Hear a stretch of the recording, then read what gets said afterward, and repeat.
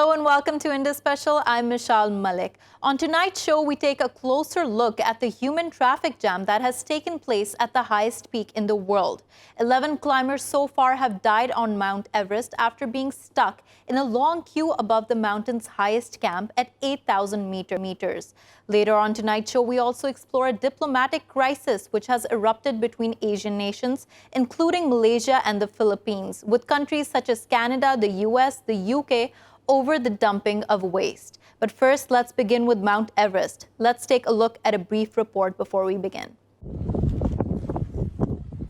Last week, Mount Everest has become so overcrowded that the sheer number of people trying to summit the mountain at once has put climbers' safety and their lives at risk. Christopher Kulish, a 62-year-old American attorney, died on Monday after reaching the top of the mountain due to overcrowding and not inclement weather. This brings the known death toll during this year's climbing season to 11. Loads of people died this year, everyone knows, and it's been a carnage. And I should say it has become a death race there because there was massive traffic jam and people are pushing themselves who are not even capable of doing it. They do it, they try to summit, and they, instead of summiting, they kill themselves. And it's turned into a bad thing, and I think people should really look into it. According to the Times 2017 Guide to Climbing Everest, climbers who reach 26,000 feet enters what's known as the death zone, and they can suffer from altitude sickness, a lack of muscle control, and even hallucinations. According to me, I think the government of Nepal, they should limit the number of climbers for 1 year or season, and they should check probably how is a climber actually, is he a certified climber? Has he climbed some mountains before? Is he an experienced guy? Is he healthy? They should check all the things which a big expedition needs. And 8,000 meters is not a small mountain, it's a big mountain, so they should really check into it. Nepal has issued a record 381 permits this year, costing $11,000 each. The recent fatalities have raised concerns that human life is less important than profit, as despite a rise in the death toll, Nepal continues to issue permits. We're joined by Mr. Simone Moro, who's the first international climber who climbed Nanga Parbat in winter. He's also involved in the rescue operation that is taking place right now on Mount Everest. He's joining us from Nepal. Thank you so much, Mr. Moro, for joining us. So tell us about the rescue operation that is ongoing. What are the findings? How many people have been rescued so far? Well, what happens on Everest in these days is what is happening since several years. And it is a mix of pure experience and also the not the best making decision.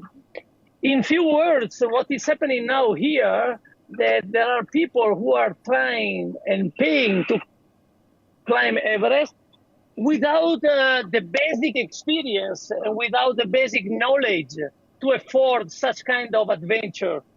So Many people believe that it's enough to have a local guide and a bottle of oxygen to be safe and to, let's say, enjoy this kind of exploration. And so they completely misunderstand which are the real risks of that mountain. It's more or less like if you should take you on Nanga Parbat tomorrow, I give you a bottle of oxygen, I give you 5 minutes briefing, and let's go. This is not the way how we can climb such mountain. But unfortunately, is what's happening now here on Everest. Right.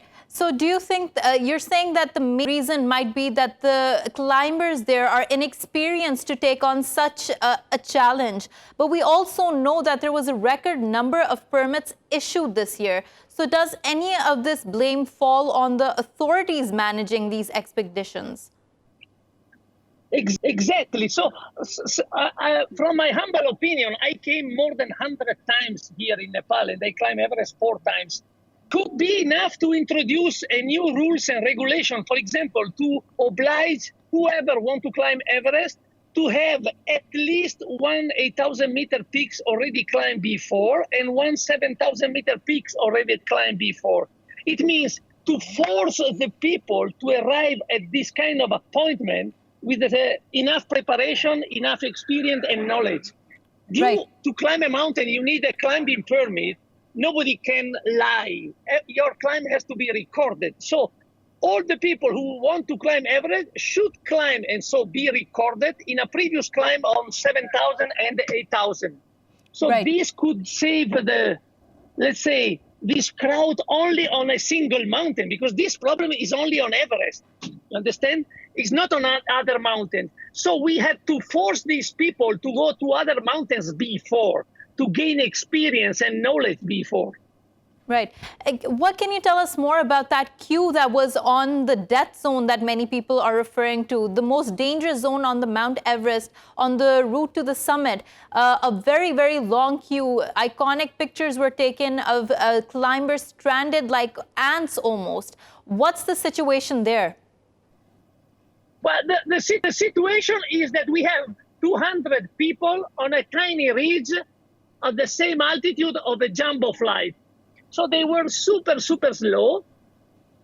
And so many of those ran out of oxygen. So it means the bottle of oxygen, instead of having an endurance of 8 hours, that could be the time that you spend to climb a mountain, they were for a double time on the ridge. So they ran out of oxygen. And so they went completely exhausted and also in panic.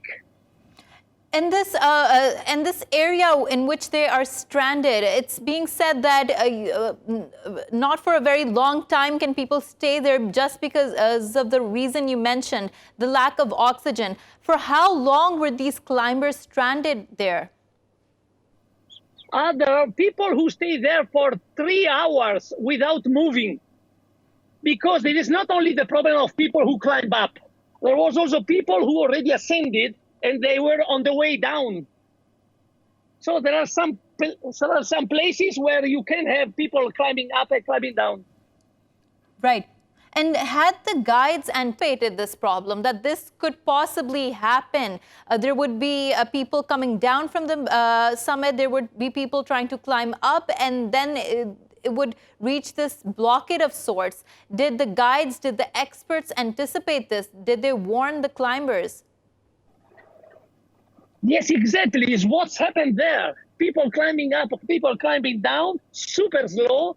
They ran out of oxygen. And we have also to say that most of the guides that were there, they were not certified mountain guides. So they were just local people who tried to have a kind of seasonal job.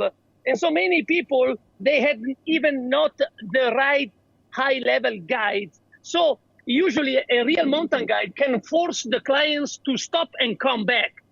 And some people try to do it, but the clients refuse. And in that area, there is no place of arguments. It's a place where you have to give an order and people has to execute the order.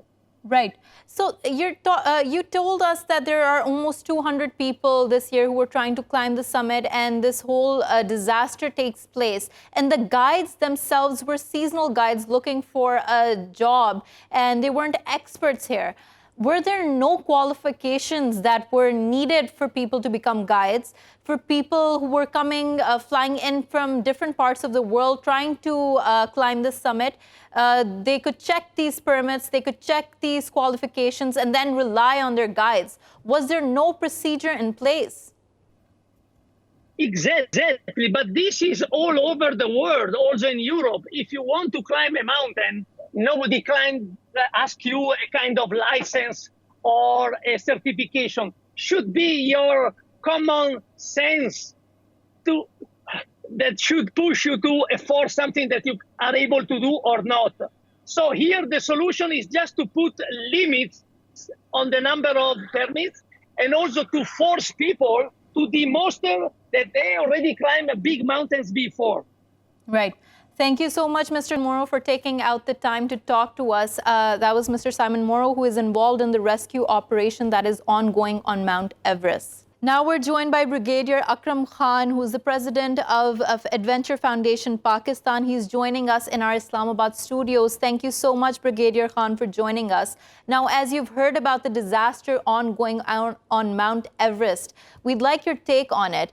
Now, we've heard of this being the highest peak in the world, and for a very long time, climbing to the top was seen as a great human feat. But now we're hearing about overcrowding, meaning so many people are setting out to take on this challenge, and it's caused a disaster. What do you think exactly happened here? As you know, the main reason of accident was overcrowding. At one time, the Nepali government has given 600 permits to people who there is no time limit. It's only the window which is appearing, and the people try to rush it. On this occasion, when the window appeared, there were more than 250 people trying to climb at the same time. So I have seen the pictures, 250 people in a line and not getting their turn. The faster the people could go, the faster people can follow. But in this case, there were a number of climbers, they were not experienced. It's unfortunate that most of the climbers who come, they are mountain guide, and in order to enhance their profile, they try to climb the highest peak in the world. So that was the reason that at one time more than 200 people were trying to climb. Right. And that is the reason those people who were following it, they were not in a position to go, they were standing, they were waiting for the other man who was in front to move forward. This is how the people got stuck. They were frozen. They were unable to move. They finished their gas supply. So it's very unfortunate that because of the overcrowding and inexperienced climber, people just pay 35,000 rupees and everything is available to them. The gas cylinder, the tents, the ropes, and a particular guide, Sherpa assigned to them to push them up to the summit. Right. Brigadier Khan, you mentioned something interesting here, that these climbers were gone to do this challenge in a way to enhance their profiles, that they climbed the highest peak in the world. Now, do you think with what we're seeing that this has been the fault of some organizations, fault of some tourist guides that are encouraging these people before they set out to do this challenge, that you can actually do it? They instill a confidence in them that it's no problem, go out and take on this challenge. But in fact, these people don't know any better. Unfortunately, no liaison officer stayed at the base camp. They, with the passage of time, come to know the capability of a future climber. But most of the cases, the liaison officer leave the base camp, go back to their home, and once they finish the expedition, then they again join them. Now, if the liaison officer stay with them for a longer time, he will come to know, what is the standard of his climbing. Is he capable of going up? If not, then he stops them. It is very unfortunate that this time there was hardly any climbing officer to stop them from there. Right. And would you say that some part the Nepali government was also responsible for what happened? You mentioned the number of permits that were allowed. In order to promote tourism, in order to perhaps gain revenue, they were compromising on the safety of the tourists here? Yeah, there were more than 600 permits allotted. And during this accident, when it took place, more than 250 people were standing in line to go to the summit.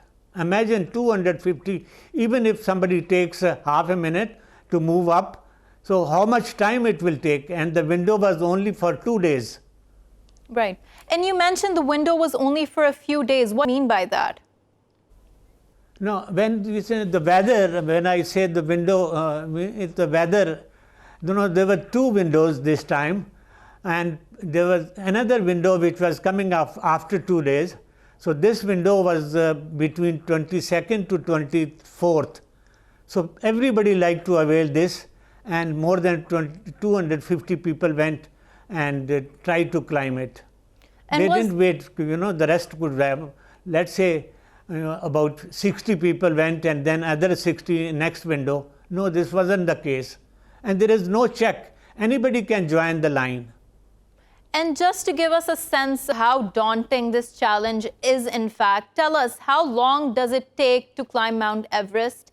And what are some of the challenges even the most expert climbers would have to face? No, in case of Everest, there are hardly any changes. Everything is already laid down. No, they have made even the steps, the stairs, the ropes are there, oxygen cylinders are there. It's not very difficult. It is difficult for only those who are inexperienced. Those who have some experience, they don't feel any difficulty when the weather is good. The Nepalese Sherpas, the Nepalese tour operators, they ensure that once we take $35,000, $30,000 for climbing, so they provide everything, including the guide who helps them to go up to the summit. Right. And Brigadier Khan, just for future endeavors, what do you think needs to be done in order to avoid such a situation? In order to avoid that, the Nepalese government should issue less permit, and then these permits should be on time basis, not for the entire duration of the expedition. In this case, there were two windows appearing. They should have nominated that these expedition can go during this fair weather window, the other people will follow and so date. So there were no check, and the liaison officer must stay with the expedition. They should not leave, and that is how they can regulate the movements of the climbers. Right. And on that note, thank you so much, Brigadier Akram Khan, for taking out the time and joining us. We're going to take a short break. When we return, we're going to have another story for you. Stay with us.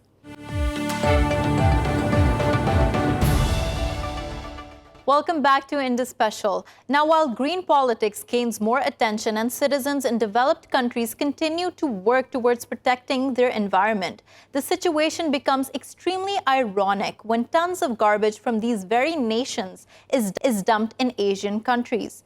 But Asian countries are now pushing back.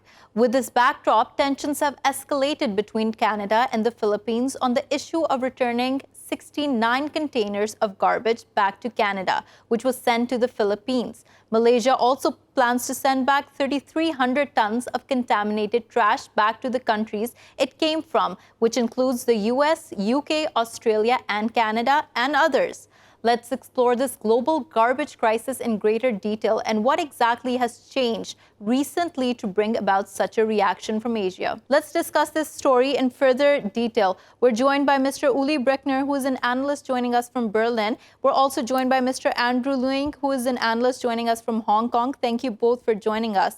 Mr. Uli, let me begin with you. We're seeing a momentum of green politics being built up in developed nations. But with that, we're also seeing more and more dumping of these countries' garbage on South Asian countries, the more poor countries.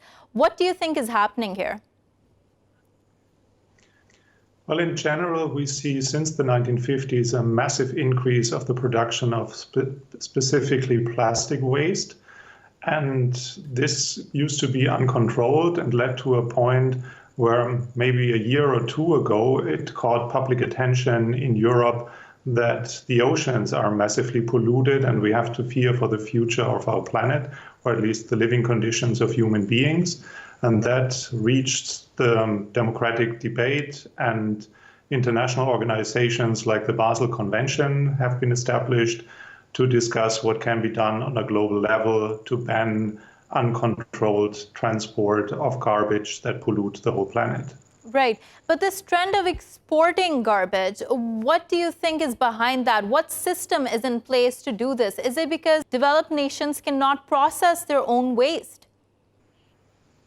Well, it seems as if the type of waste is the problem. We are pretty good in recycling glass. We are pretty good in recycling paper. But the recycling of plastic and other forms of toxic waste and electronic waste is still far from ideal. And so there are some incentives to externalize the problem and sign deals with countries like with China in the past. And once China realized that this is very bad for the Chinese environment, it turned into something like an unregulated system in which East Asian countries have been involved that makes it very bad for those countries and for the environment as such. Right. And you're saying now there's great unregulation ever since 2018 and China banned taking in this waste. Have countries that were previously exporting their waste to China, have they come up with solutions internally in order to deal with this problem? Well, recently Norway initiated a general ban of unsorted waste, and Germany, given the pressure of a more green-minded public, joined the initiative, and we saw negotiations of 186 countries under the Basel Convention. But as always with international organizations, there are loopholes in the system, there's a problem of control, and most importantly, the United States, as the biggest polluter, is not part of the system. Right. And that does definitely show a huge problem in the system when the United States, who has one of the largest productions of plastics, does not want to be involved in any conventions or treaties which are aimed to reducing this issue. So do you think that there is a major problem at the global front of solving environmental issues? Well, it's not only a major problem on the global front for this issue. We see a shrinking acceptance of multilateral solutions and the use of diplomacy and self-binding commitments of countries. While without any system of global governance, we will not face the challenges of the 21st century. And this is only one very pressing one. Right.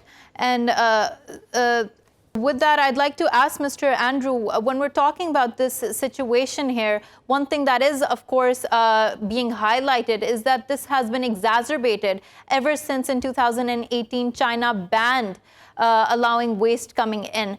Give us a sense of how important the Chinese role was in recycling plastic and taking in the load of the global plastic waste. Well, it's not just plastic waste, it's the dumping of waste all around, and household waste, which is a huge problem. But then China, of course, is changing quite rapidly.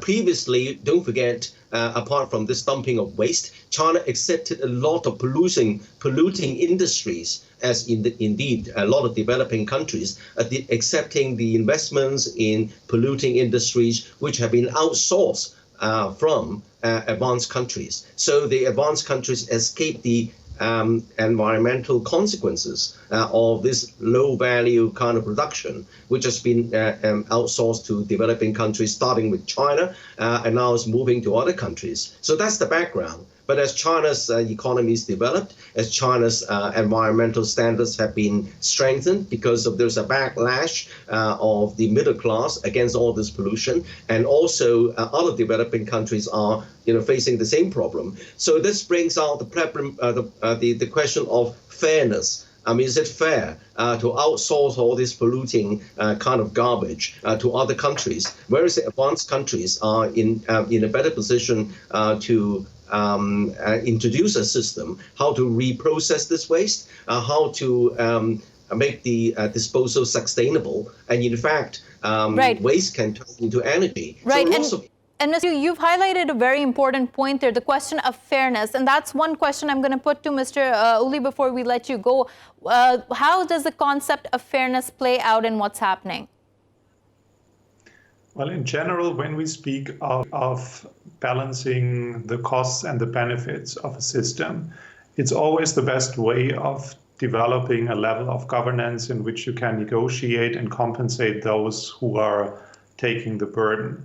And especially since we only have one planet, but we act as if we have several, we have to find global solutions and don't leave it to a sheer system of power play in which the winner takes it all, or those who can enforce policies on others can just do what they want because they are powerful. This is not a system that would allow us to survive as the human species on this planet. Definitely, and that's a very strong point you make there. Thank you so much, Uli Brueckner, for joining us and taking out the time to talk to us. Mr. Andrew, let's continue our discussion here. So we heard about the fact that this is no sustainable system for the future, and it isn't even now. South Asian countries are seeming to push back on what was being imposed on them. How well do you think that is going? Well, I think that environmental consciousness is spreading all around, not only in advanced countries, but in middle-income countries, developing countries. I think citizens nowadays cannot accept this kind of cost in sort of polluting the environment, polluting their livelihood, the fields, and they grow their crops, the water resources. So I think that there is a backlash against this indiscriminate dumping. But I think the solution is also, if you look at the new energies, renewable energies, one source of renewable energy is the turning waste into energy.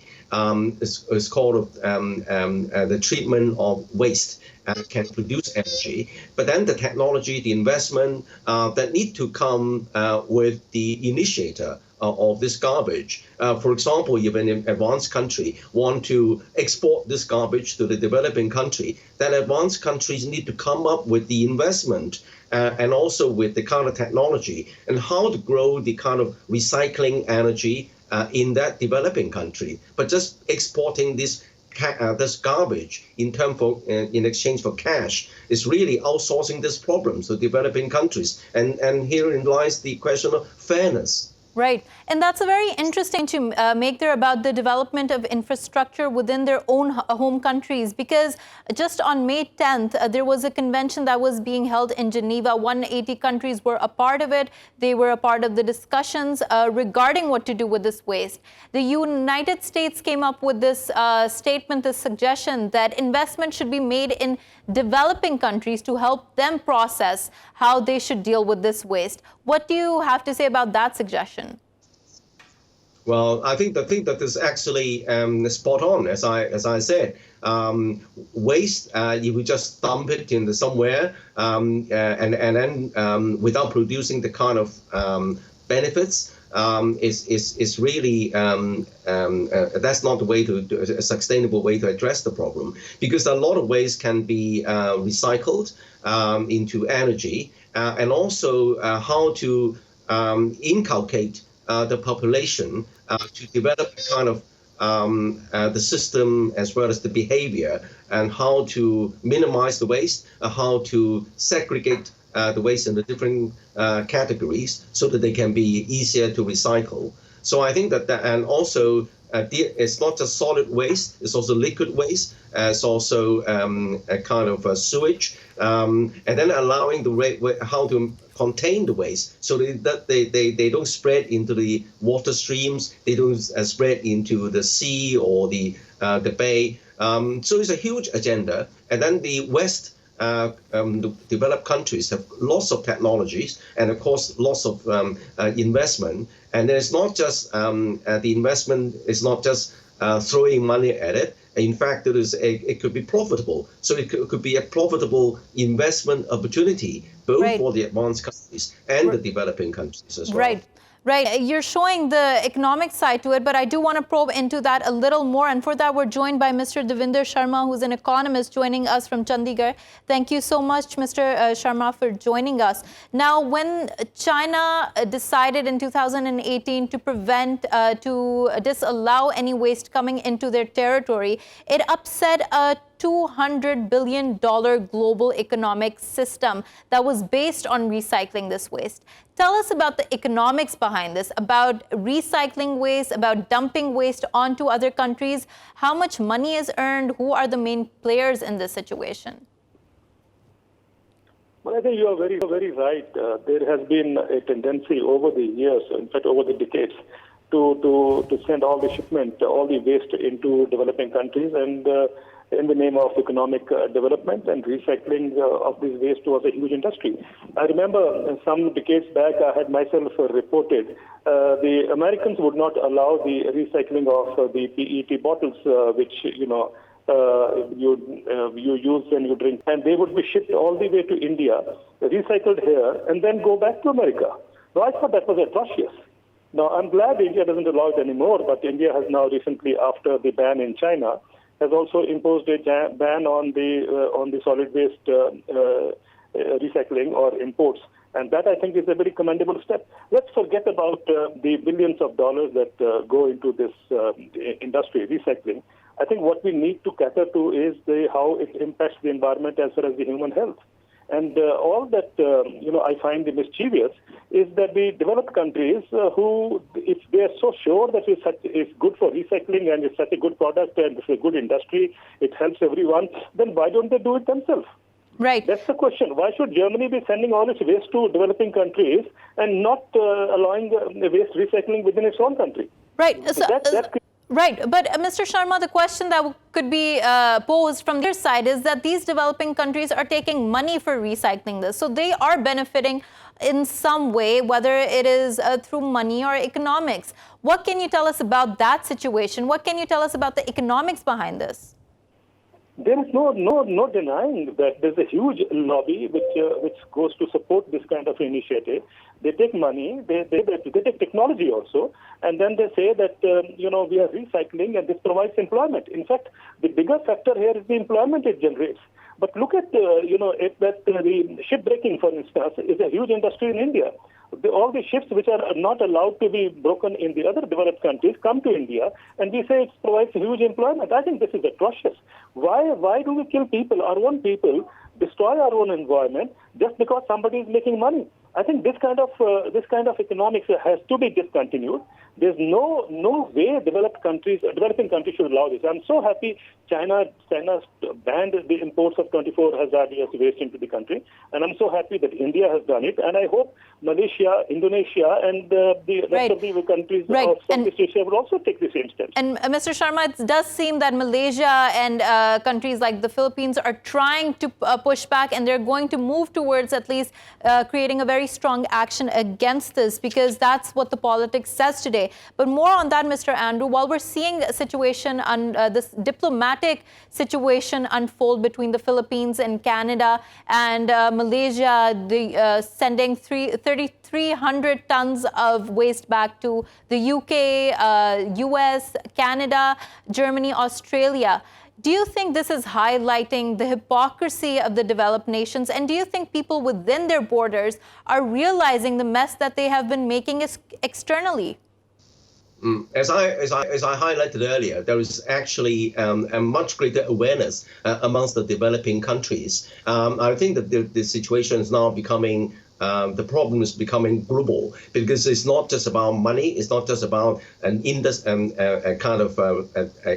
or recycling industry. It's about the environment. It's about sustainable development. And I think that because of many developing countries are facing the same problem, as indeed where with urbanization, there's more waste generated. And so it's a global problem that is ripe for discussion at the United Nations under the United Nations Development Program Sustainable Development Goals. And I think that both developing countries and developed countries can sit together to work out a solution which is fair and which is sustainable. On the one hand, how to minimize the waste, how to manage this waste, even within the developed countries themselves, but also if they were to ask the developing countries to help, then the developing countries should be assisted in terms of technology and investment. But Mr. Andrew, it seems like when conventions take place, whenever there is discussion about a global conclusion of sorts regarding the issue or a global step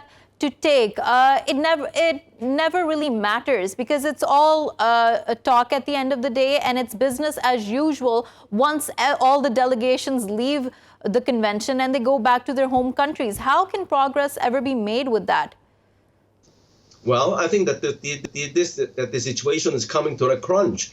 If China is refusing to accept this garbage just like that, and also the more and more developing countries like the Philippines and others are refusing to do the same, and then the advanced countries can't ship back all this garbage home without creating a lot of problems. So I think the pressure will be building up for this issue to be addressed at the United Nations.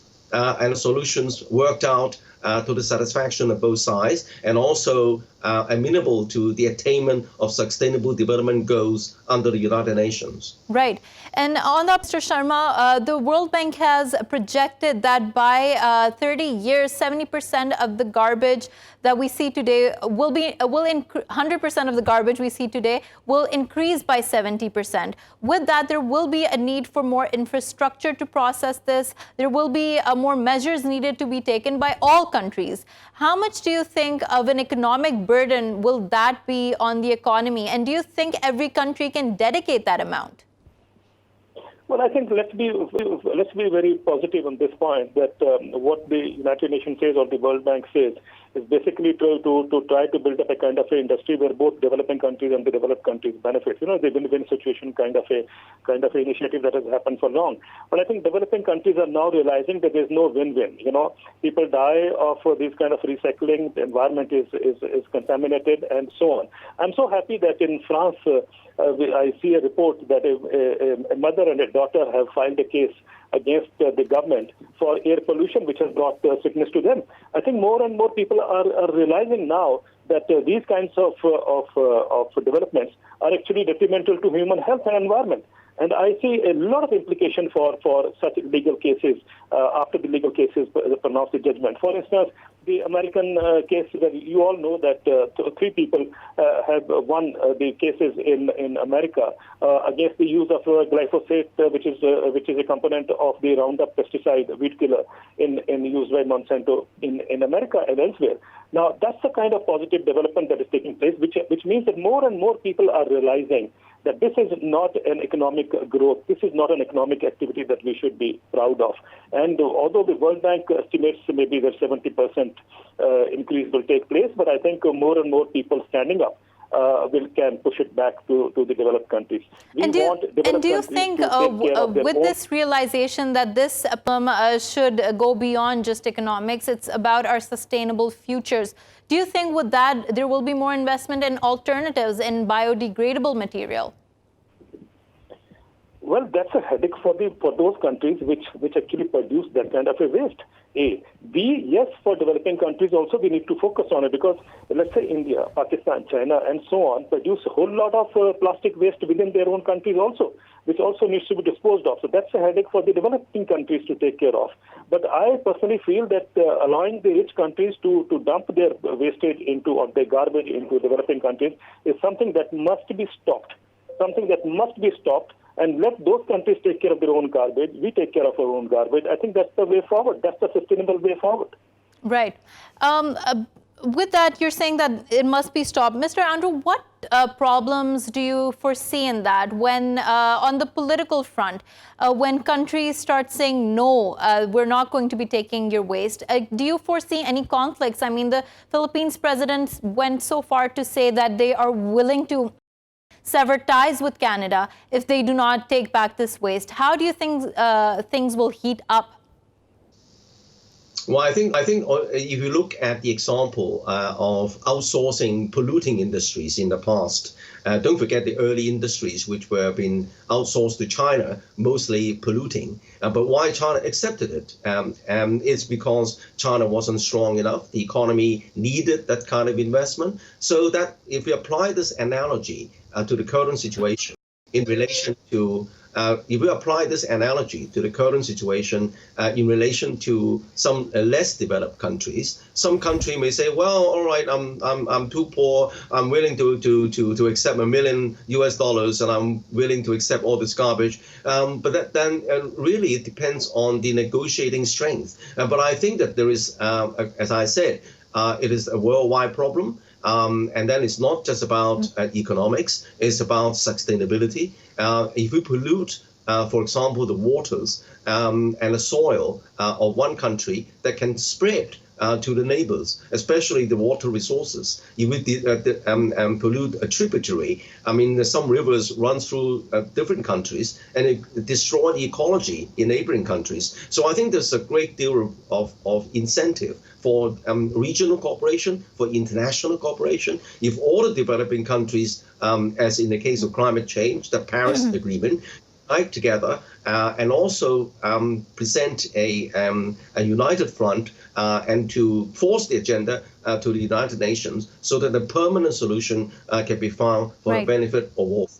Right. And you mentioned how this will provide an opportunity for greater regional cooperation and greater international cooperation. That is a very important point there. But just to divert a little from this and talk about the repatriation process of when this garbage will be sent off back to these countries, are there any dangers of that, spillage of that, waste being disposed harmfully into the environment while that process is taking place? I think that the first point is that this is a very good, a very strong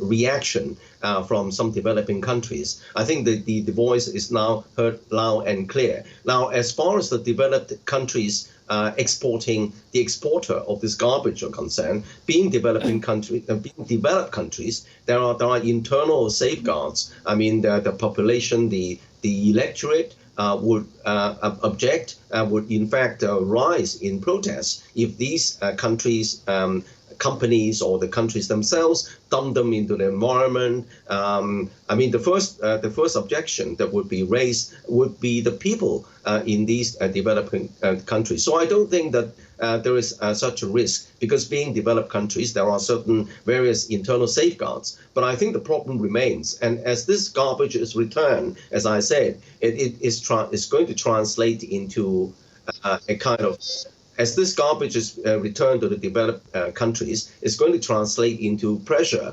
on the developed countries themselves to address this issue in conjunction with the developing countries, ideally at the United Nations. Right. And Sharma, we're hearing about how there is going to be more international pressure placed on these developed nations. But let's take a look at the developing nations themselves. Now, not all the garbage, not all the waste that exists in these regions is because of developed nations. But this situation does open the door for a larger debate. What regional cooperation is needed amongst developing nations to take control of this issue? Well, I'm so glad that you say that there's a need for South-South cooperation, or there's a need for developing countries to come together and formulate a policy or formulate a kind of a collective position, as well as the way forward in tackling this garbage that is piling up within their own countries also. We can't allow the bigger developing countries to dump the produce into the smaller or the poorer developing countries. Now, if that's the kind of a trend which is also being seen greatly, that I find that the bigger countries or the bigger economies, developing economies, are also trying to do exactly what the rest of the world has been doing earlier, which is to dump their waste into other smaller countries or other poor or relatively poor countries. That is something that I think you are very right, that the South-South cooperation needs to formulate a policy stand on this, and which can be at the regional level itself. And there has to be a unified position on this, because I find now most of the wastage from the developing countries, the developing economies of the big developing countries, is now going to Africa. And I think which is worrisome. And to me, that's not the way forward. The world must reach a kind of a conclusion or an international understanding, and which, of course, the UN can play a very important role here, is to see that each country manages its own waste or own garbage, as you said earlier, in a way that it doesn't end up harming the way it used to do earlier. And Mr. Sharma, just one last question to you. Mr. Andrews seemed optimistic about the future in the sense that this move of returning back the garbage will place much needed pressure on these countries. Do you share that optimism? Do you think that developed nations will finally own up to their own responsibilities? Yes, I think that's the way forward. You know, I give you an example. In India, the Bayer company, the pesticide manufacturer, their containers are lying at the port, and the government says, please, they are leaking, and please carry them back.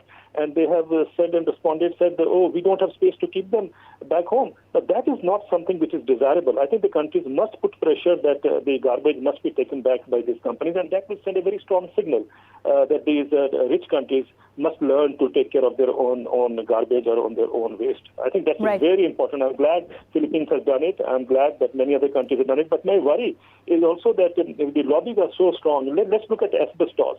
60 countries have banned asbestos, But India and Pakistan both are lobbying that they are fine with Russia. So right. Imports coming in from Russia. So right. that kind of lobby, I think, must be stood up to, or people must stand up to that. And I think if 60 countries have banned it, India, Pakistan, and the other countries also right. need to ban it. And on that note, thank you so much, Mr. Devinder Sharma, for joining us and talking to us. And thank you so much, Mr. Andrew Leung, for joining us and talking to us. We're now joined by Professor Dora Marinova, who's a professor of sustainability, joining us from Perth.